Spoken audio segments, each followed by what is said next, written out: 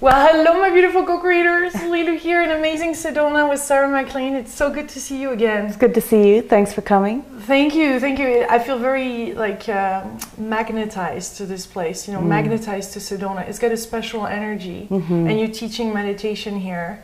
You worked with Deepak Chopra for many, many years, and Baron Katie, and some of the best in this industry. But really, you're teaching now your own meditation techniques, and we're here to learn, you know, if you guys want to learn a little bit more on how to meditate, because there are some things that we should know. I think so. And you know, they're not my meditation techniques, but what I've realized is I've been around the world trying to find out what real meditation is. I mean, I know what American meditation is, or what we think is Western or Buddhism in America, but I really wanted to find out more. So I really spent some time in an Indian ashram, and 6 months there, doing what's called bhakti yoga, very devotional meditation, living in a community, chanting, working with mantras and things like that. And then I came back and I lived for 2 years in a Zen Buddhist monastery where it was a whole different idea. There was no belief system. It's very austere. It's a very formal practice. And of course I learned to meditate when I was with the Chopra Center, where I actually became a meditation teacher, and that's a different form of meditation. And of course there are the traditional meditations that you hear about here in the US, like relaxation response with Herbert Benson, or the mindfulness meditation techniques with Jon Kabat-Zinn. And so there are a lot of ideas about meditation, and I really feel satisfied now that I have an idea about meditation. I've been doing it for 21 years, and when I came to Sedona, I decided, well, I'm going to start teaching not just the ones I've been trained to teach, but the ones that I actually use on a daily basis.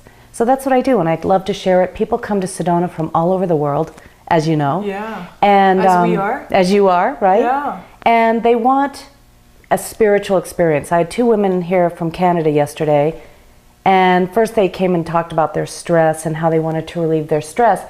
And then we had a break. We talked a lot about meditation, which we'll do in a few minutes.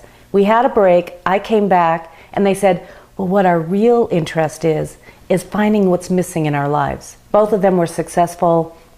They were mothers, grandmothers, daughters, and their parents were still alive. So they both were living within the 4 generations of their family alive, had full-time successful jobs, and they totally felt unsatisfied. So that's what they said when I came back is, we're missing something. What is it? And what I realize is with all the pressure that we have in our lives, even if you love your job and you love your family, sometimes there's not enough time to savor the moment that we're in. So I find what meditation really does is it helps to train the awareness to be right here in this moment. It helps to train your awareness to be here now, which is where your life really is. I kept saying your life is right here in this moment, in Sedona with me right now, just like yours is right now. Yeah. And most of the time, especially if we have a lot of responsibilities, our mind travels into the future, into the past, into the future, into the past, and you can miss what's happening right now. So meditation, among all the other benefits, really helps to train the awareness to be right here, right now. Right here, right now. So it's done in a variety of ways. For instance, if we were to do a walking meditation, where we stood up and we slowly walked with complete awareness, feeling our legs rising, falling, feet touching the ground, and feeling the way our body moves through space and the way our balance shifts. Some people, a lot of things can come up when we move very slowly in a walking meditation. The mind starts traveling. First thing it says is, gosh, this is too slow, this is boring, I gotta stop, I've gotta move quickly. But when we start, one of the things we need in meditation is discipline, that's for sure. So when we start a practice in meditation, we want to stick with it. Just to stick with it through those rough spots. Because as any athlete knows, or anyone who's really trying to do something well, I mean, there are going to be rough spots, but you have to move through them, because on the other side of them, that's when, you know, the bliss happens.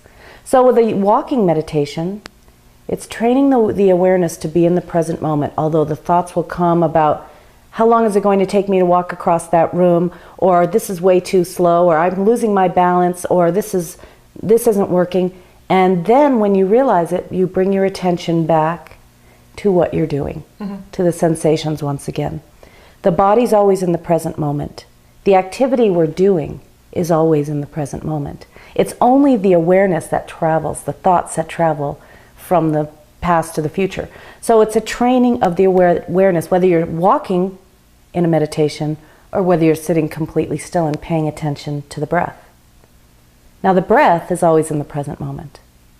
So when we focus here, we're in the present moment. But then here come the thoughts.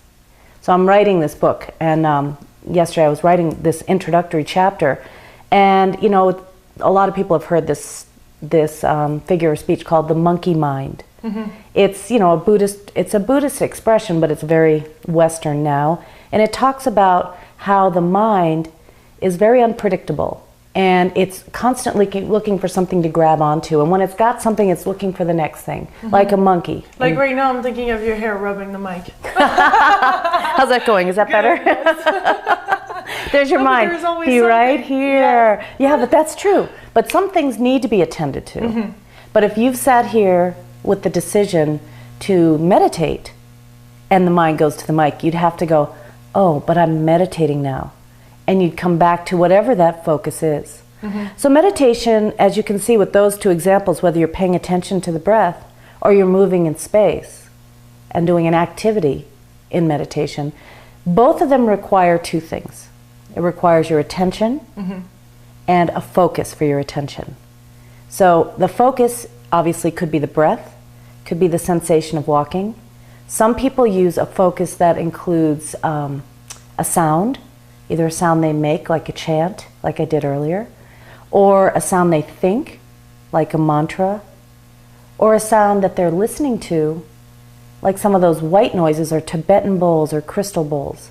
So you can listen to, you can use a sound as a focus. You can also use something you look at as a focus for your meditation. Like a flame? Like a candle flame. Yeah. And every time the attention, and you notice the attention wanders to my mic, how this video is going, what's going to happen for lunch, you just, once you realize it, you come back. We're going to talk more about that in a moment. There's no way to stop thinking by thinking about it. We've all tried that. So a candle flame is one way to meditate. Some people like to look at pictures of saints or sacred geometry. Other people like to use their mind's eye and imagine, do a visualization practice. Once again, the mind can start traveling. So there are different meditations for different reasons. So we've talked about sound, we've talked about what things look like, or using the sense of sight, and you can also use a sense of touch. I described two of them. Touch doesn't mean I'm going to touch you, but touch means how do you feel? What's the body feel like? So that would be the walking, how it feels through space. It would be the way you breathe and how that breath feels. So those are the three ways to really have a daily meditation practice through one of those senses. So it takes your awareness and a gentle focus of your awareness on a particular focus. And you pick one and you do it. That expands the conversation, because a lot of people talk about breathing, but we all have different, like I love the visualization or just focusing on the candle. That might be more appropriate for one's mind or one's situation. It is, and it really, you've got to find one that you love, because the one I love may not be the one you love. It's not about struggling doing it, is it? No. So here are the basics. There are no struggles involved. The first thing is, don't try too hard. I was having this conversation with my husband. We were walking up the path yesterday with the dogs, and I said, well, now tell me, I want to talk about these ideas in meditation, and I think that they also apply to life. I say, was there ever a time you really tried hard? And he said, well, yes, when I was in business, I tried hard. I said, but what did that really mean? He said, well, I was disciplined. I kept doing it until I couldn't do it anymore, and then I'd take a break, and then I'd do it again. So I don't know if you call that trying hard. He said it's all semantics. But what I have to say in meditation is, don't try too hard. You want to have discipline and stick with it, but you want to sort of lean back rather than lean forward into a meditation. That's for sure. And there's this, you've seen it probably on CNN or on MSNBC or something where they say lean forward. No, meditation's all about leaning back into your life, into the practice, receiving. So don't try too hard. That's a huge one in our society. I know. Oh my goodness. How did we learn to try really hard? And what is it? You know, I wish I were a movie buff, and I'm not, but I've heard this. They say, don't try. There's no try, there's only do. I think it's from Star Wars. No, there's no trying, there's only do. So I know I'm going to get some emails about not knowing that, but there's only doing. Yeah. Because trying doesn't mean anything. If I say, I'm going to try to lift that cup up and have some tea, I'm just going to do it. You know, I'm just going to do it. Well, and it's amazing that not only, it's important to be in that silence, but we have a tendency to want to visualize or still be active and still take that time to create some more and expand in it. Like if the universe was not going to hear us, you know? We got to work really hard at it. Yeah, again, I know. Even through the meditation. Right, so the place where we can put that effort really is to find a time to do it. Do it every day, and then stay diligent in the practice in terms of when you get bored with the walking or bored with the breathing or bored with the mantra or bored with or restless because you feel like you need to check your email or you need to go make dinner or something, go to work. Instead of moving out of the meditation for the time you've allotted, stick with it, come back to it. Any long distance runner knows that if you get through the mind and the conversation it's having with yourself to stop, you can get past that and get into the bliss.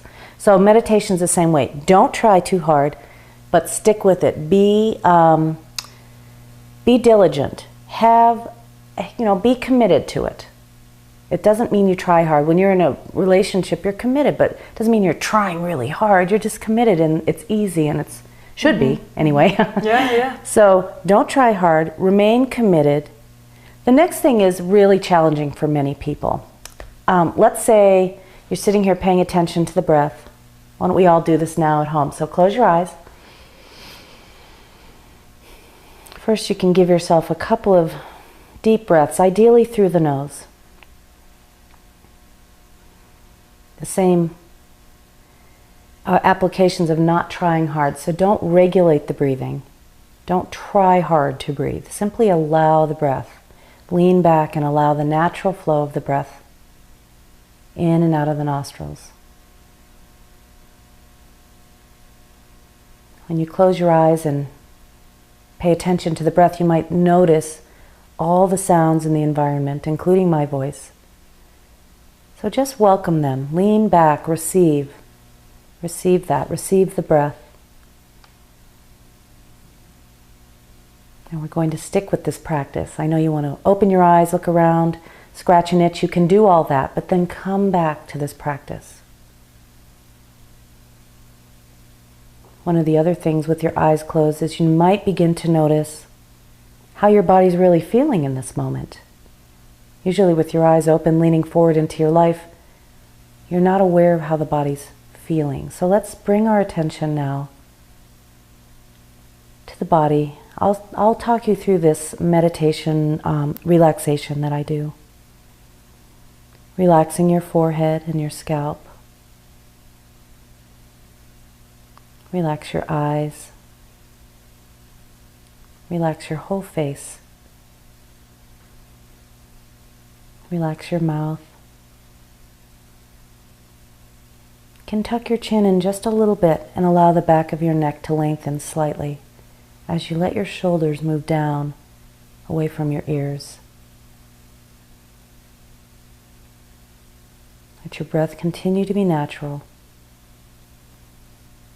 relaxing your belly and your diaphragm, relaxing each leg, letting go of any subconscious or unconscious holding pattern that you have. Relaxing your arms, letting them hang from the shoulders, resting easily in your lap in whatever position you care for. Don't try too hard. Now, sticking with this means whenever you notice your attention drifts away, You want to get up and get a snack, or you want to make a phone call. Acknowledge that and simply come back to the practice.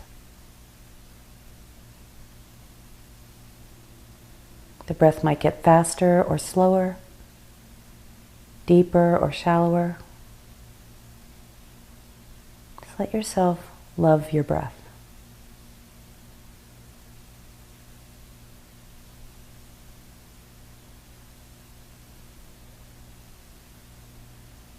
Now you'll notice your attention drifts away, either to a sound in the environment, a physical sensation, or one of the thousands or tens of thousands thoughts that you have each day. Whenever you notice your attention is not on the breath, or whatever your focus is, in this case it's the breath, gently, once you realize it, return your attention to the breath. Now here's the key. Do not beat yourself up. Simply, gently refocus the attention, being very sweet to yourself.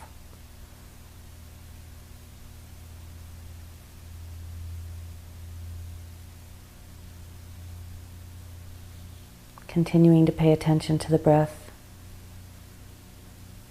Maybe noticing the cool air on the inhale, the warmer air on the exhale.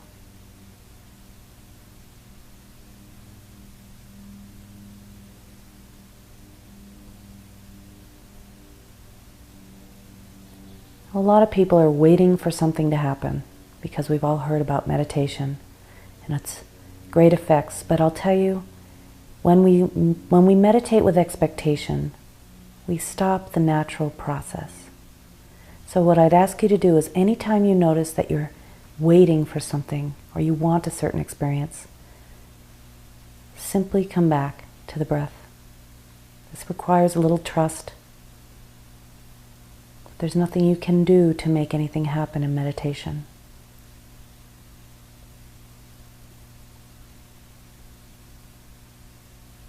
Except for to gently and easily pay attention to the focus.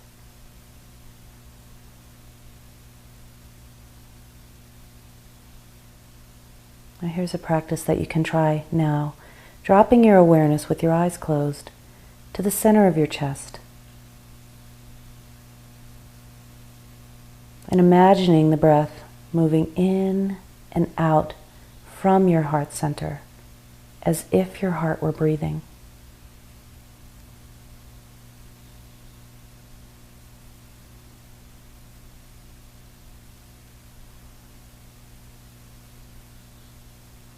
This enlivens your wise heart.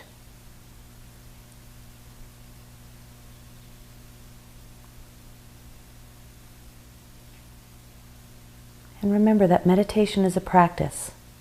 You're training your awareness to be right here, right now.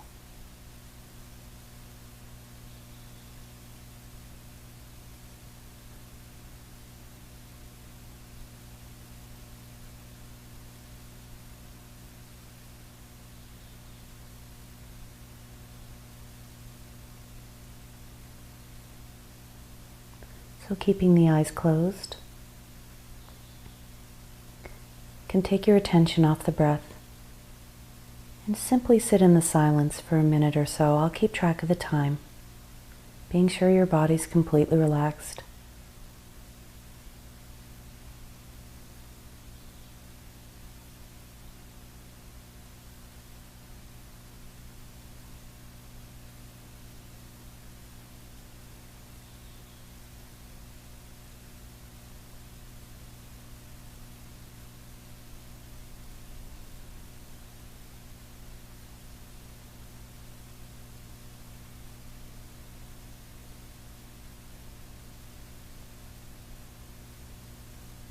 With your eyes closed, begin to give yourself some deeper breaths. Maybe wiggle your fingers, your toes.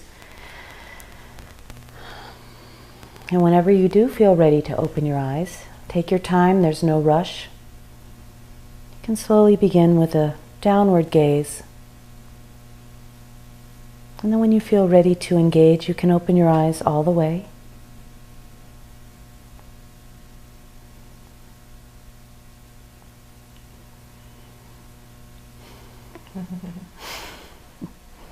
So you have such a great voice. You have such a great tempo for this. Well, I just know what I need to hear. Most of the time I'm meditating and talking. But that's a gift that you have. That is, because it must be hard to be meditating and speaking. Well, you know, I was trained for it at a very young age. Not very young age, but at a very early stage of my meditation. When I first began to work with Deepak Chopra at the Ayurveda Center in Massachusetts, I went off to learn some advanced techniques. They were in the TM tradition, Transcendental Meditation tradition. And so we went to Iowa, we meditated in these big domes to get the advanced meditation techniques. And I was selected to be the president of this group of people. Now, I think there were probably over 100 people.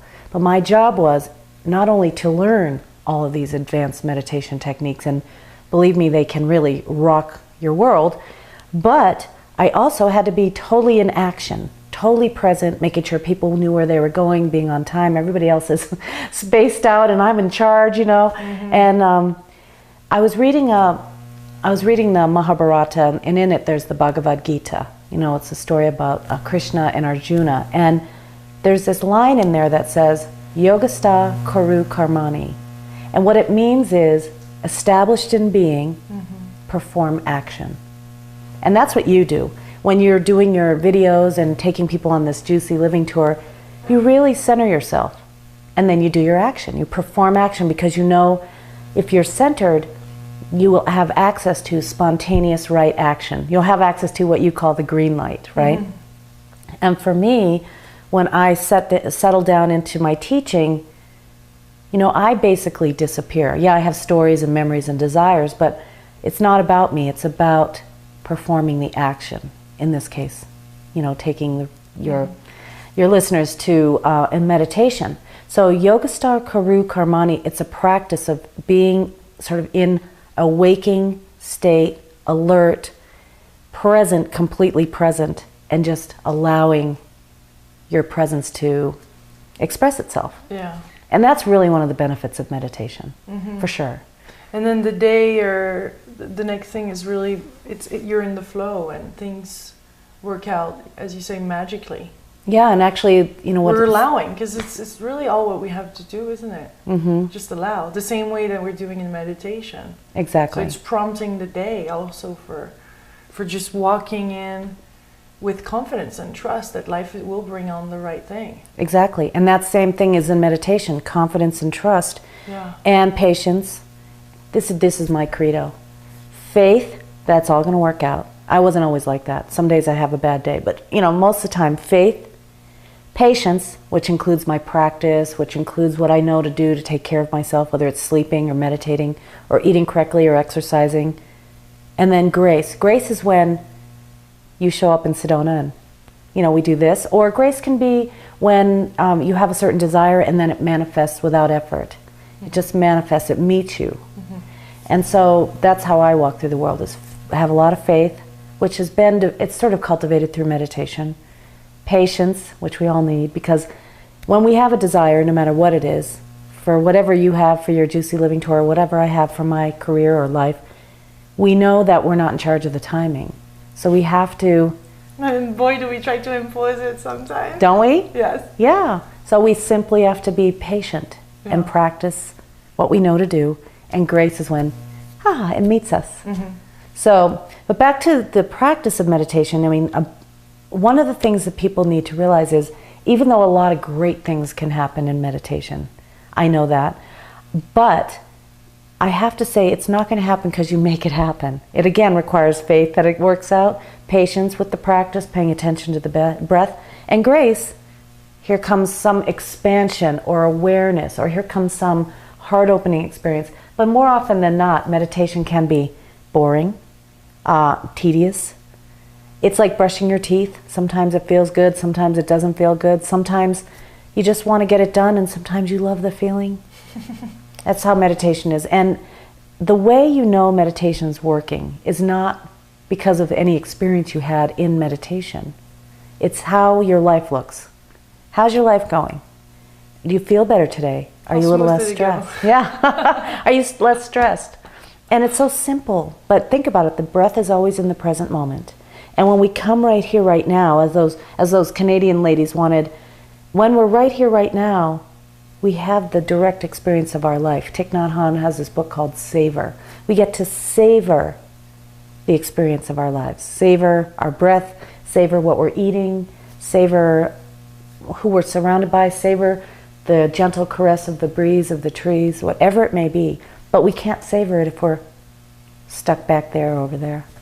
So for those of you that want to go deeper in this meditation and this practice, I personally feel it's important. There's a lot of, we really need to bring it on a daily basis, and it really transforms life. So with Sarah, we just decided actually in the moment, very spontaneously, to do this video that is accessible through both of our sites and not through YouTube, as a way to support the tour and what we really believe in.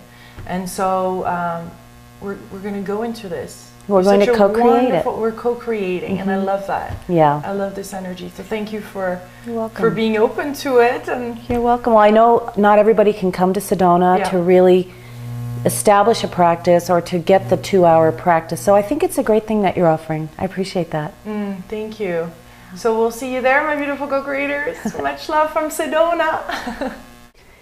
Vagme manasi pratishtita maname vachi pratishtitam avir avir maedi vedasya mahani ishta shrutam hema prahasir anena ditena hora transam didami rityam vadasyami satyam vadasyami tanmanavatu Tadvaktaram avatu, avatu mam, avatu vaktaram, avatu vaktaram. Om Shanti, Shanti, Shanti.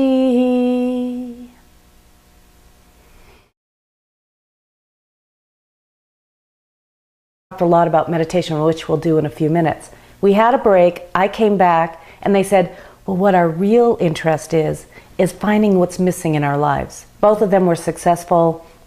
They were mothers, grandmothers, daughters, and their parents were still alive. So they both were living within the 4 generations of their family alive, had full-time successful jobs, and they totally felt unsatisfied. So that's what they said when I came back is, we're missing something. What is it? And what I realize is with all the pressure that we have in our lives, even if you love your job and you love your family, I really feel satisfied now that I have an idea about meditation. I've been doing it for 21 years. And when I came to Sedona, I decided, well, I'm going to start teaching, not just the ones I've been trained to teach, but the ones that I actually use on a daily basis. So that's what I do, and I'd love to share it. People come to Sedona from all over the world, as you know. Yeah, and, as we are. As you are, right? Yeah. And they want a spiritual experience. I had 2 women here from Canada yesterday, and first they came and talked about their stress and how they wanted to relieve their stress. And then we had a break, we talked. And then I came back and I lived for 2 years in a Zen Buddhist monastery where it was a whole different idea. There was no belief system. It's very austere. It's a very formal practice. And of course I learned to meditate when I was with the Chopra Center, where I actually became a meditation teacher, and that's a different form of meditation. And of course there are the traditional meditations that you hear about here in the US, like relaxation response with Herbert Benson, or the mindfulness meditation techniques with John Kabat-Zinn. And so there are a lot of ideas about meditation, and we're here to learn, if you guys want to learn a little bit more on how to meditate, because there are some things that we should know. I think so, and they're not my meditation techniques, but what I've realized is I've been around the world trying to find out what real meditation is. I mean, I know what American meditation is, or what we think is Western or Buddhism in America, but I really wanted to find out more, so I really spent some time in an Indian ashram, and 6 months there, doing what's called bhakti yoga, very devotional meditation, living in a community, chanting, working with mantras and things like that.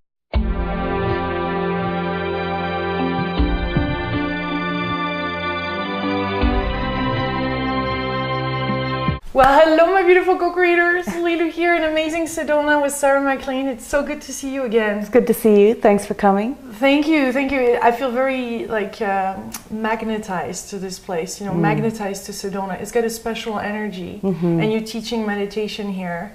You worked with Deepak Chopra for many, many years, and Baron Katie, and some of the best in this industry. But really, you're teaching now your own meditation techniques, and